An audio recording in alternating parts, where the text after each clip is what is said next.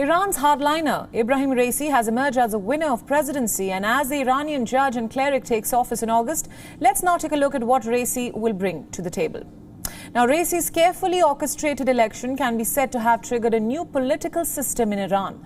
The 60-year-old cleric is a close ally of the supreme leader, Ayatollah Ali Khamenei, and for Khamenei, who is propelling the Islamic revolution and its ideals in Iran, this is a guised win. According to Khamenei, an Islamic government would work to complete the Islamization of the Iranian society.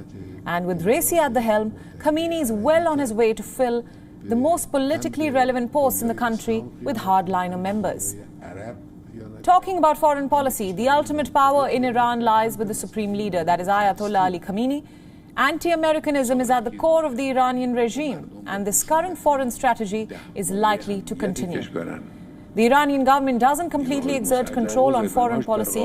Again, Iran's supreme leader, who wields influence over diplomacy as well. And for Khamenei to achieve the long-term goals of making Iran an Islamic republic, the focus will be on increasing Iran's influence over the region and exporting the Islamic revolution to other countries as well. In fact, some Arab countries have already pointed doubts that Raisi's election might make improving Gulf ties a tougher challenge, as they see Iran tilting to a more radical, more conservative position.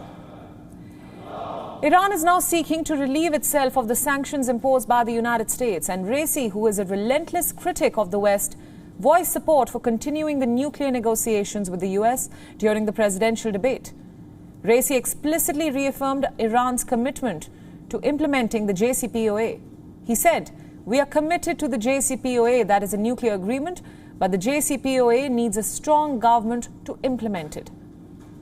Iran's next president has been accused by critics of human rights abuses which stretch back decades. Rights groups say that he was one of the 4 judges who oversaw executions of thousands of political prisoners in 1988.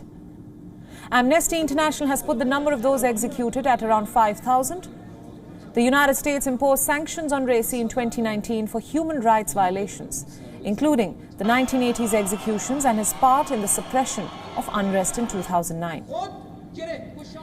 And now let's understand what Raisi's presidency will mean for India. When America walked out of the nuclear deal, it swept its allies into a confrontation with Iran, and India was one of them. It chose to side with the United States and stopped buying oil from Iran. But the pandemic has ushered in a new era of relations. For instance, India helped deliver PPE kits and COVID relief to Iran. Iran also received a shipment of 150,000 doses of Covaxin, that is India's indigenous vaccine. With the new regime stepping in and hardliners set to rule the country, all India can hope for now is growing relations with Tehran at the moment. Now, lifting Iran's economy back from a free fall is another daunting challenge that Raisi is about to face. The pain of former US President Donald Trump's ramped-up sanctions sparked a currency collapse and galloping inflation in the country. During his campaign, Raisi wooed lower-income Iranians by promising to ease unemployment. A Raisi presidency will strengthen Khamenei's hand at home, who himself served 2 terms as president before becoming Iran's supreme leader. The win has also brightened Raisi's chances of one day succeeding Khamenei at the pinnacle of power in Iran, while rights activists fear it could usher in more repression.